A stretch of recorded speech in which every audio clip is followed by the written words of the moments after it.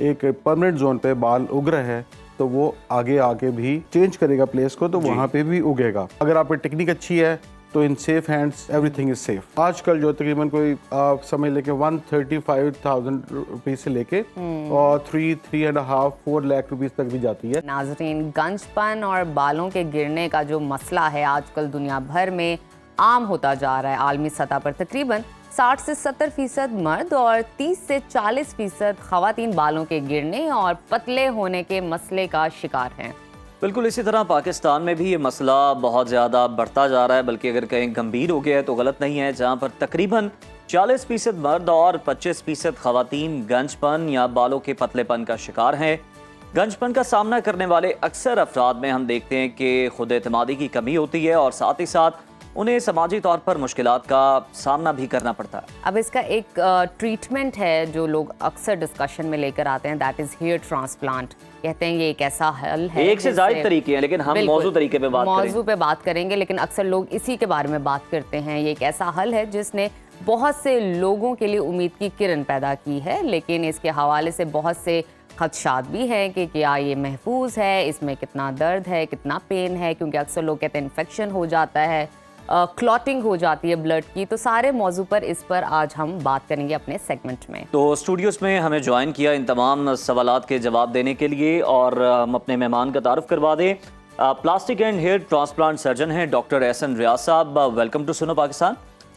वालेकुम अस्सलाम। डॉक्टर साहब, सबसे पहले तो ये बताइएगा कि हेयर ट्रांसप्लांट को लेकर लोगों में बहुत से खदशात पाए जाते हैं, ये बताइएगा कि ये सेफ है और हर उम्र के अफराद के लिए ये मौजू है या फिर कुछ मखसूस उम्र के अफराद ही इसको करवा सकते हैं? हाँ जी, वन बाय वन आपके क्वेश्चंस जो है उसका मैं आंसर दूंगा कि ये जो हेयर ट्रांसप्लांट है ये 17 साल की उम्र से लेके और हमारे पास अब जो है ना वो 86 इयर्स की उम्र तक भी लोग 86? हैं। जी जी, तो जो इसके अंदर अवेयरनेस के मुताबिक लोग आते हैं। नंबर 1। नंबर 2 ये है कि आपका ये सेफ है कि नहीं सेफ है, या अगर आप अच्छे बंदे से करवाएंगे या डेजिग्नेटेड बंदों से करवाएंगे या जो इसके माहिर हैं उनसे करवाएंगे तो it's totally a safe procedure. ये सिर्फ इम्प्लांटेशन है जो कि आपकी एक जगह से दूसरी जगह ट्रांसफ़र है बेसिकली, और वो ट्रांसफ़र ऐसे है कि जैसे आप एयरपोर्ट से कोई सेफ्टी के साथ आपको लेके एक जगह पहुंचा दे, तो this is just like that. So आपके जो परमानेंट जोन है जो कि आपका अगर हाथ को आप ऐसे रखें पीछे तो ये सारा आपका परमानेंट जोन है, और अगर हाथ को ऐसे रखें तो ये आपके नॉन परमानेंट जोन है। तो बेसिकली जो प्रॉब्लम होती है, नाज़रीन बड़ा इजीली समझ सकते हैं कि परमानेंट जोन यही है कि जो हमेशा बचा हुआ दिखाई देता है। जी जी। और मर्द हजरात का तो ये जो परमानेंट जोन है वो ज्यादा परमानेंट जल्दी हो जाता है जी। अच्छा, मुझे ये बताइएगा कि आपने तो बता दिया कि एजेस के हवाले से कि कब से कब तक आप ये करवा सकते हैं, उम्र के हवाले से। हमें ये बताइए कि इसका जो इम्पैक्ट है, इसका जो असर है वो कितने अरसे में शुरू होता है? हमने हेयर ट्रांसप्लांट करवाया, फिर अब उसका दोबारा से बाल कब निकलेंगे? एक तो और ये, ऐसे ही लगे कि असल है। बिल्कुल। हाँ, और दूसरा सवाल ये कि हेयर ट्रांसप्लांट करवाने के बाद जो इन्फेक्शन और ब्लड क्लॉटिंग और पेन के हवाले से बहुत सुना भी है, लोग बात भी करते हैं, कुछ लोगों के एक्सपीरियंसेस भी ऐसे हुए हैं खतरनाक, उनके बारे में भी बताइए। देर पा तो है ये, क्योंकि आपका परमानेंट जोन का मतलब ये है कि उसकी लाइफ तकरीबन 70 to 80 ईयर्स, ठीक है ना जी। तो जो कि आजकल प्रेडिक्टेड लाइफ भी नहीं है, लेकिन वो अगर एक परमानेंट जोन पे बाल उग रहे हैं तो वो आगे आके भी या डिफरेंट जब चेंज करेगा प्लेस को तो वहाँ पे भी उगेगा। रिगार्डिंग जो इसकी लॉन्जिविटी है, ये ऑल डिपेंड्स के पीछे अगर वो बाल डेस्टिन्ड है कि जेनेटिकली वो गिर जाएगा तो वो लाइफ पूरी करेगा। तो एक रेंज आपको मैंने दे दी है, तकरीबन कोई 70 इयर्स जो है ना बेसिकली उसकी लाइफ है। और जो जहाँ पे इन्फेक्शन के ताल्लुक है और ये सारा, तो क्यों हेयर ट्रांसप्लांट को लोग ज़रा थोड़ा सा हल्का लेते हैं कि ये क्लीन सर्जरी है, इसके अंदर इतने लवाजमात की ज़रूरत नहीं है, लेकिन it's all about your hygiene या आपकी जो स्टरलाइजेशन ऑफ द इंस्ट्रूमेंट्स और आपकी टेक्निक। जो अगर आपकी टेक्निक अच्छी है तो in safe hands everything is safe. Doctor, कुछ लोगों को हम देखते हैं ना, मतलब सैलून्स पे भी और वैसे भी, मतलब स्टेरिलाइजर उनका ख़राब है, वो डिटोल से धो के काम चलाए जा रहे हैं, अपने जो औजार है ना उनसे काम किए जा रहे हैं। अच्छा, आपको यहाँ पे बताऊँ कि there is a hell of difference between sterilization and sanitization. ठीक है ना जी। Thank you so much. इसको थोड़ा सा इलेबोरेट एलैबोरेट करें ना, वही कह रहा हूँ कि लोग जुगाड़ लगा रहे होते हैं। हाँ जी। उन्हें भी जरा कोई बताएं कि थोड़ा सा उन्हें होश दिलाएं कि भाई ये ना करें, आपकी दोनों में मेहरबानी। difference कितना ज़्यादा अगर आप पैसे पूरे ले रहे हैं तो काम भी पूरा सिंपल सर्विस भी दें। थिंग ये है कि आप जो हाथों साबुन हाथों से धोते हैं तो वो दिस इज योर सैनिटाइजेशन।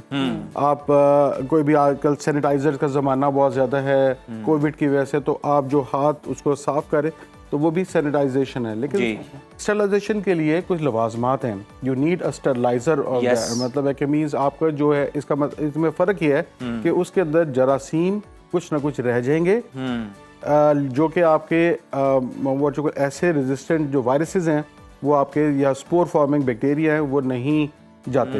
लेकिन जब स्टरलाइजर में आप डालेंगे एक specific degree of the temperature, वो तो है ही जरासीम कुछ। हाँ वो तो जरासीम जो खत्म ही कर देगा। स्टैंडर्ड जो है वो 121 डिग्रीज फॉर 45 मिनट्स 30 से लेकर 45 मिनट्स अच्छे स्टरलाइजर में, तो वो आपके जर्म्स सारे अच्छा डॉक्टर साहब, ये लवासमा तो हैं ही और साथ ही हेयर ट्रांसप्लांट का हम चर्चा भी बड़ा सुनते हैं, लेकिन लोग घबराते हैं कि खर्चा बहुत ज्यादा है। कितना खर्चा आ जाता है ये भी बता दें जरा। खर्चा देखें, हर जो प्रोसीजर है उसकी एक वर्चुअल कॉस्ट होती है, प्रोसीजरल कॉस्ट होती है। बिल्कुल। अगर आपका स्टरलाइजेशन अच्छी है, आपके वर्चुअल एसओपीज अच्छे हैं, आपके जो जो चीज़ें आपने यूज़ करी हैं डिस्पोजेबल यूज़ कर रहे हैं, तो यस खर्चा आता है।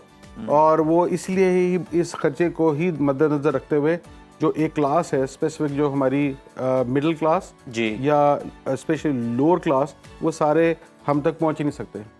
सो व्हाट यू कॉल, इसमें डिफरेंट प्रोसीजर्स हैं और इसकी जो रेंज है आजकल जो तकरीबन कोई आप समझ लें कि 135,000 रुपीज़ से लेके और 3.5-4 लाख रुपीज़ तक भी जाती है। ये सर, ये डॉक्टर साहब ये भी जरा स्पेसिफाई कर दें, पहले से आखिरी सेशन तक ये टोटल खर्चा होगा उसमें? ये टोटल खर्चा होगा। बिल्कुल अच्छा, ठीक है।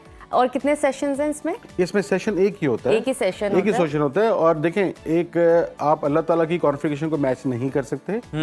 अल्लाह ताला की वो तो अंडरस्टूड बात है। अल्लाह ताला की कॉन्फ़िगरेशन में आपका तकरीबन पर स्क्वायर सेंटीमीटर तकरीबन कोई 350 हेयर होता है, which is like impossible to recreate that.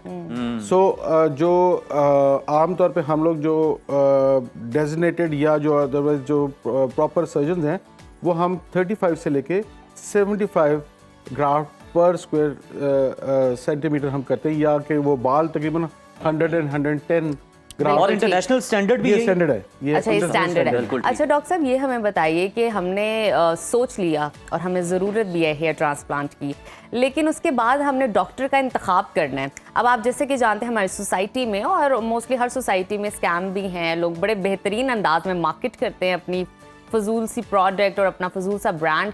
कैसे बचा जा सकता है उन स्कैम से, और डॉक्टर का इंतखाब करने के लिए किन किन बातों का हमें अंदाज़ा लगाना पड़ेगा कि भाई ये आदमी ये बात कर रहा है, that means he is right. अच्छा, तलाशे काबिल जी डॉक्टर। जी जी। अच्छा, ये बहुत बड़ा एक आप ये समझ लें कि एक मार्का है जी कि to find the proper person. लेकिन आज के नेट ने जरा थोड़ा सा आसान कर दिया है, लेकिन नहीं, वहाँ पे भी बहुत सारे डॉक्टर साहब स्कैम है, नहीं पता चलता। अच्छा, ऑनलाइन तो स्पेशली वो बंदा आपके सामने नहीं है, गलत रेटिंग दे के चली गई थी। आपको नहीं पता वो रेटिंग बंदा कहाँ पर बैठा है, क्या बात कर रहा है, कितना सच है, आप देख नहीं पा रहे। वहाँ पे ज्यादा मैं खतरा है। आपको वो को सेकंड करूंगा कि कल मेरे पास एक TikToker I regarding her what you call cosmetic procedures के लिए, तो उसने मुझे कहा कि मुझे 30 मिनट में 30 सेकंड में या 3 मिनट के अंदर आप मुझे ना एक तो ग्लिम्स दे दें, ठीक है, और दूसरा मुझे 3 मिनट में सारा कुछ समझा दें, ताकि जो है ना मेरी ऑडियंस जो है ना वो उसको समझ सके। इसके अलावा लोग इंटरेस्टेड नहीं होते कि हम पूरी जो है ना चीज़ें ले लें। तो basically this is the point कि यहाँ पे जो है वो आप गलत काम कर रहे हैं। बेसिकली आप उस डॉक्टर से जाके मिलें उस क्रेडिबिलिटी के साथ, और प्लस मार्केटिंग लोगों के साथ मिलने की जरूरत नहीं है, डायरेक्ट डॉक्टर से मिले, डॉक्टर से कंसल्ट करें। ये बड़ा अच्छा मैसेज है। डॉक्टर साहब, लास्टली मैं आपसे ये जानना चाहूँगा, आगे सर्दियों का मौसम भी आ रहा है, लोगों की बड़ी शिकायत होती है बाल गिरने की। क्या वजह है, बाल इतने क्यों गिरते हैं, किस तरह से इनको बचाया जा सकता है गिरने से? जिस तरह स्किन के ऊपर आपके मौसम का असर है, बालों के ऊपर भी असर है। डैंड्रफ बहुत होता है सर्दियों में। डैंड्रफ भी होता है सारा, लेकिन डैंड्रफ इज मतलब है कि कल्प्रिट नहीं है कि वो बाल गिराए। अच्छा। इसके अंदर आपके जो इंटरनल साइकिल है, देयर आर 3 साइकिल्स। एक है एक गिरने वाला फेज, ठीक है, उगने वाला फेज, ठीक है ना, और एक है स्टैटिक फेज, यानी कि एनाजन, कैटाजन एंड टेलोजन। ये एक स्पेसिफिक, ये आपको टर्मिनोलॉजी बता दी है जी। जो आपका जो एनाजन फेज है, ग्रोइंग फेज, वो लोग कम अप्रिशिएट करते हैं, ठीक है। जो स्टैटिक फेज है वो ज्यादा अप्रिशिएट करते हैं, और गिरने वाला सबसे ज्यादा अप्रिशिएट करते हैं, क्योंकि साइकिल ने पूरा होना होता है। अगर वो नॉन परमानेंट जोन भी है तो बाल ने अपना साइकिल पूरा करना है। बिल्कुल जी। उसने पहले उगना है, फिर खड़े होना है, और उसके बाद गिरना है। जिसको अक्सर हम बेबी हेयर के नाम से भी जानते हैं, लेकिन बहुत सारे लोग कहते हैं ये टूटा हुआ बाल है, लेकिन वो बेबी हेयर भी होता है। बहुत शुक्रिया डॉक्टर साहब, वक्त की Thank you किल्लत की very वजह से बहुत सारे सवालात थे, करना चाह रहे थे लेकिन वक्त की कमी है।